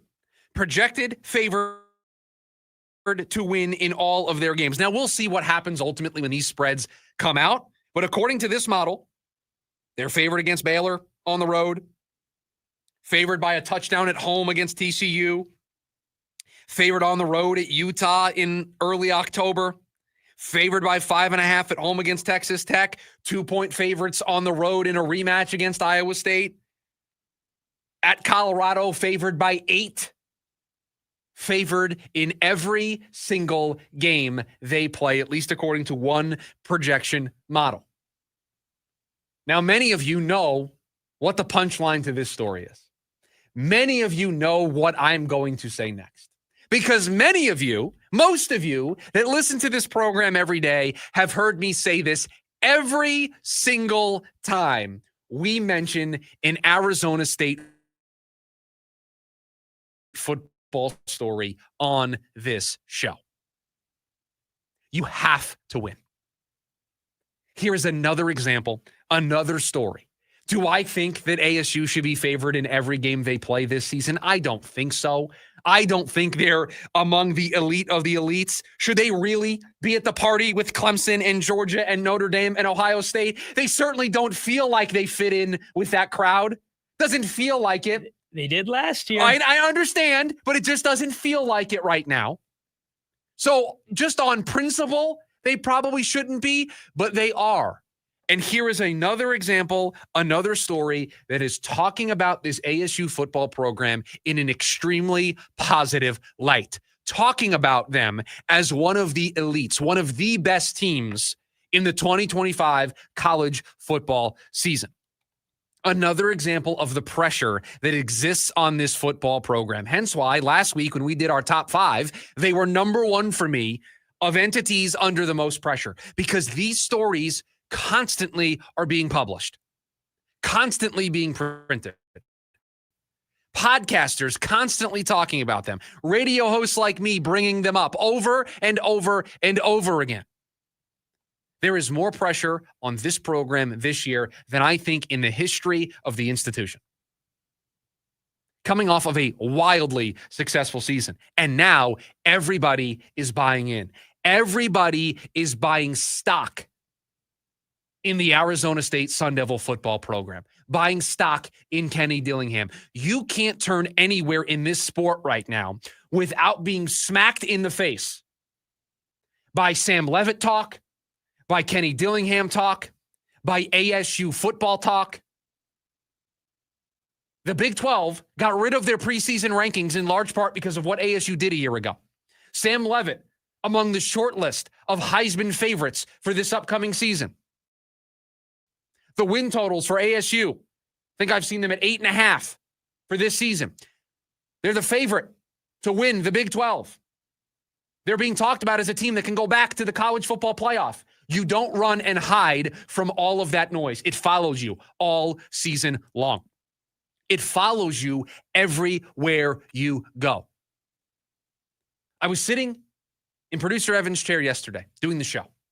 I had ESPN on in the TV in there. And they were previewing. They have their college, not college game day, but their college football studio show. They were hyping up, previewing that Kenny Dillingham was going to be on the program today. The hype around this program is something like I have never seen before. So it all circles back. You have to win. And I have said that to mean that they don't have to go undefeated. They don't have to win every single game on their calendar. They don't have to go back to the college football playoff. They don't have to win the Big 12. But you can't go 7-6, 7-5. You can't play in a low to mid-stakes bowl game. You've got to be playing in the Big 12 championship. You've got to be relevant late in the season. Sam Levin's got to be talked about all season long as a Heisman favorite. Kenny needs to be on the short list for Coach of the Year again.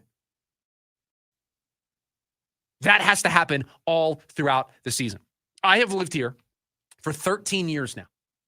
I have been graduated from the university for the last 10. I have been privileged at times to work on the football broadcasts, to be in the building, to be there for some big, memorable games.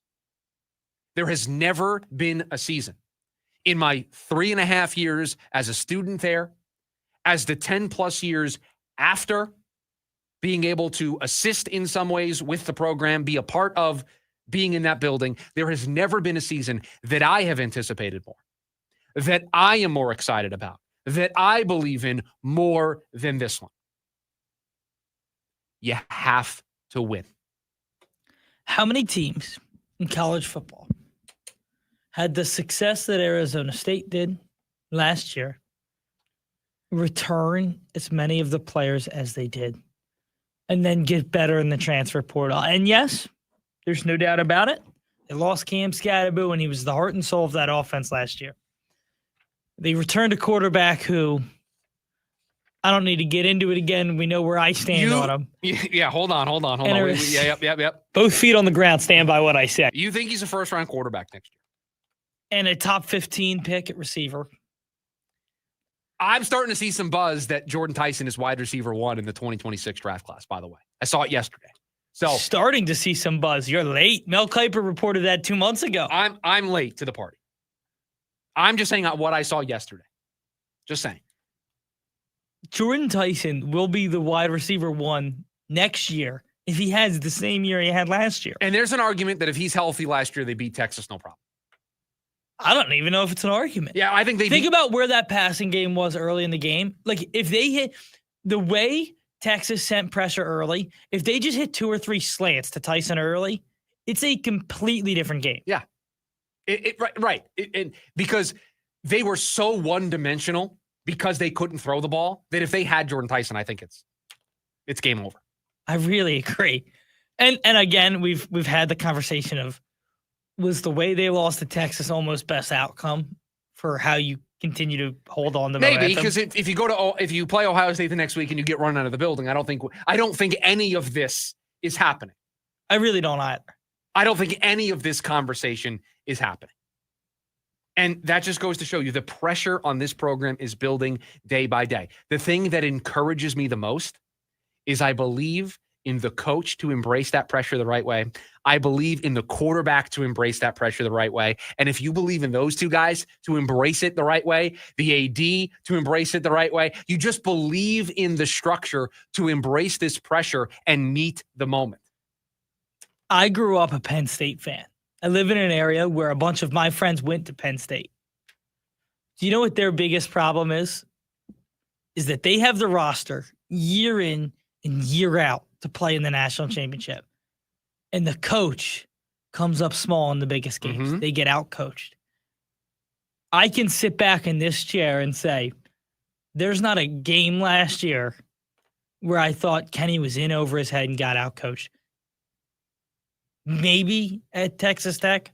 And he's only going to get better the more years he's on the job. He's only going to get better.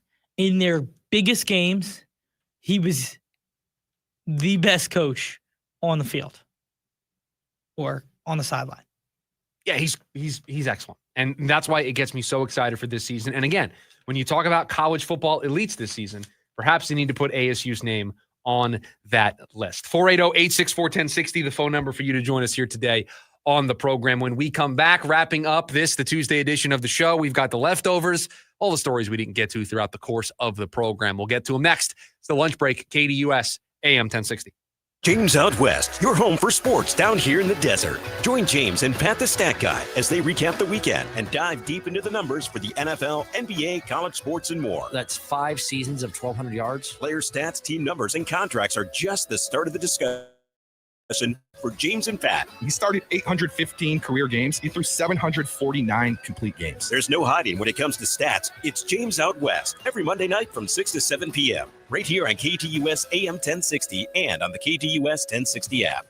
The Mazda More to Move You sales event is going on now at Mark Mazda in Scottsdale. Right now, receive 1.9% financing for up to 60 months on the brand new 2025 Mazda CX-50 or CX-50 Hybrid. Or receive $10,000 off the top of MSRP when you lease a brand new 2025 Mazda CX-70 or CX-90 plug-in hybrid. Think of how low your payment will be with those savings. Go to markmazdascottsdale.com. The name to remember, Mark Mazda on approved credit plus $998 doc fee.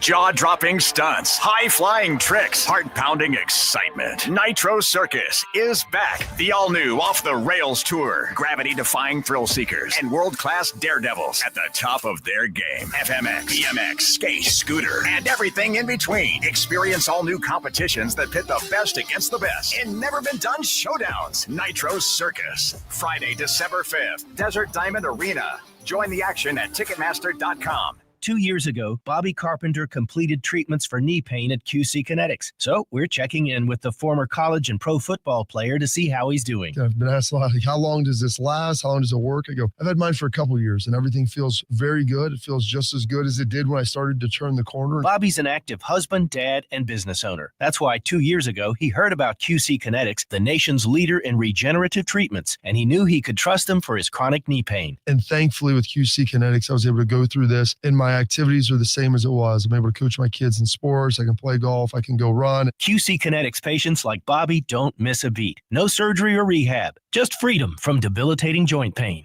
Ready for lasting relief from joint pain? Call QC Kinetics today for your complimentary consultation and see if you're a good candidate. Call QC Kinetics, 602-837-PAIN. That's 602-837-PAIN. 602-837-PAIN. Attention all clones. The Jim Rome Show is here for you every day here on KTUS AM 1060. Lots to get done. Welcome to the program. Listen in as Rome dives into the biggest sports headlines of the day.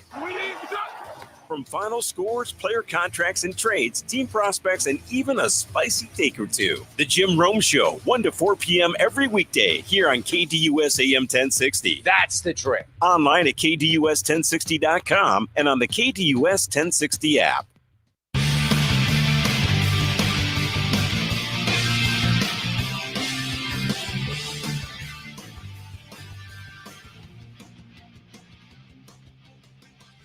Back here on the lunch break, KDUS AM 1060. We are closing up things with the leftovers. All the stories that we didn't get to throughout the course of the program. Producer Evan has them for us. Now, unlike the last 2 days where I was providing the leftovers, I don't know what's coming today. I'm not sure what's on the menu. Does Producer Evan know what's on the menu today? Producer Evan does know what's on the menu, and we will start with a unfortunate, sad story. Ryne Sandberg, Hall of Fame baseball player and manager of a couple teams, unfortunately passed away at 65 years old yesterday after a battle with cancer. I am not old enough to have appreciated watching Ryne Sandberg's career, the greatness that he was as a player. You get from the way other people talk about him and the way that if you look at leaderboards in certain statistics, his name just pops up in those conversations. And so that's the thing that saddens me about talking about the stories. I don't have any, personal story of watching him growing up. And I saw plenty of those stories yesterday of people saying that, in their household growing up, all they had was being able to watch Cubs baseball. And so they got a chance to see Ryne Sandberg play. And so a second baseman who was great for Chicago, as you mentioned, managed a couple of teams, and a great that will be sorely missed. I saw a tweet from the Baseball Hall of Fame in Cooperstown that will make you tear up, saying that we'll forever have a spot for you here. And it was a picture of Ryne Sandberg's plaque there in Cooperstown. So just a sad story last night. And you got the sense from other people talking about it that that it was close to happening, that he was sick, and it just felt like this day was coming sooner rather than later, unfortunately. But the outpouring of stories of just the greatness that Ryan Sandberg was as a player and as a person was fun to see yesterday. And from all accounts, seems like, one of the great guys in baseball. And, I had friends growing up that worked in like the Phillies executive dining hall. And got to serve Ryan Sandberg, and said just couldn't have been, one of the nicer people that they had ever come across. Yeah. And in just such a job where you're serving everybody that's within the Phillies organization. So, it just seems like a great guy. MLB trade deadline. Obviously, the D-backs have already been active. This morning, ESPN ranked prospects that were traded who changed teams. Okay, so the deadline. So we have 12 prospects ranked that up to this point have been moved. Yes. Okay. Would you like to guess number one? Is it one of the two relievers that the Diamondbacks picked up? Brandon Garcia, left-handed pitcher, Arizona Diamondbacks. Yeah, I like both relievers that they picked up. Brandon Garcia in the Josh Naylor trade, and then Andrew Hoffman, who they picked up in the Randall Grichuk trade. Hoffman's got some special stuff. He's got a changeup that's his primary pitch that grades out really well to go along with a fastball and an off-speed pitch. I think he throws a slider as well. And then Brandon Garcia gives you options from the left side of the plate. I said it yesterday. I'll repeat it again. The Diamondbacks, in Mike Hazen, are building their bullpen on the fly for 2026. And Andrew Hoffman and Brandon Garcia are two keys to that bullpen that they think can help them next year fill out their back end of their bullpen while they wait for Justin Martinez and AJ Puck to get healthy. Yeah, all three prospects finished in the top 7 of the players moved. So far, so Hoffman good, then. Finished 7. Ashton Izzy finished 6th, also part of the Seattle Mariners deal. Listen, I think all of these guys are going to help them next year. Do I think they're going to be impact players? Izzy might be a little further away than that. Just going to depend. He makes his first start for the organization tonight. And so that's going to give kind of a good first litmus test to see if he can be on the fast track to helping the big league club. But you need bullpen arms. You had a bullpen that was an absolute disaster this season. And you're not going to have Justin Martinez and AJ Puck are not saving you to start next season. So you need guys. You need dudes. Andrew Salfrank, coming back from his suspension, is showing that he can be an option late in games. I think Brandon Garcia is going to show that he can be an option either in middle relief or as a setup guy. And I think Hoffman has the stuff that can also play. You need arms. Do any of them profile as a shutdown, lockdown closer or an 8th inning guy? I don't think so. But guess what? You need guys that can throw in the 5th, 6th, 7th to get it to those late inning setup men. And I think the Diamondbacks have a handful of those guys, and they picked up 2 of them via these trades so far. So I think it's a job well done so far for Mike Hazen. I don't know if you talked about this yesterday, but I wanted to get on here. Okay. An A's rookie had the greatest baseball game played I have ever seen. Yeah, Kurtz, the rookie first baseman for the Oakland A's, had 4 home runs in a game. See, that's hitting 4 home runs and winning. The Diamondbacks should learn a thing or two from that.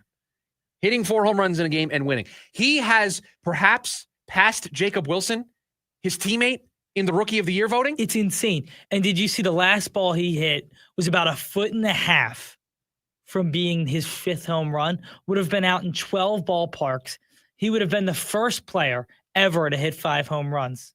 They have Kurtz. They have Brent Rooker. They have Jacob Wilson. They have Tyler Soderstrom. They have some young pieces there. If they could just figure out their pitching, I think that's where they're behind. They're having a tough year. I think they're 46 and 63. They had that one really, really bad stretch. Yeah, and they're struggling. The home road splits for their pitchers, much better away from, I think it's Dignity Health Sports Complex there in Sacramento, where they're going to play the next couple of years.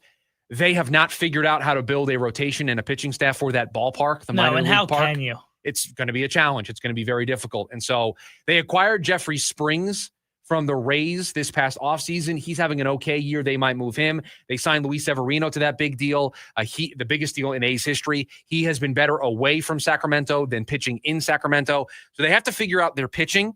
And I think if they do that, if they solve that problem, they've got a nice young core of hitters that could potentially be enough for them to, I don't want to say be a contender, but be in the mix to be a wild card team.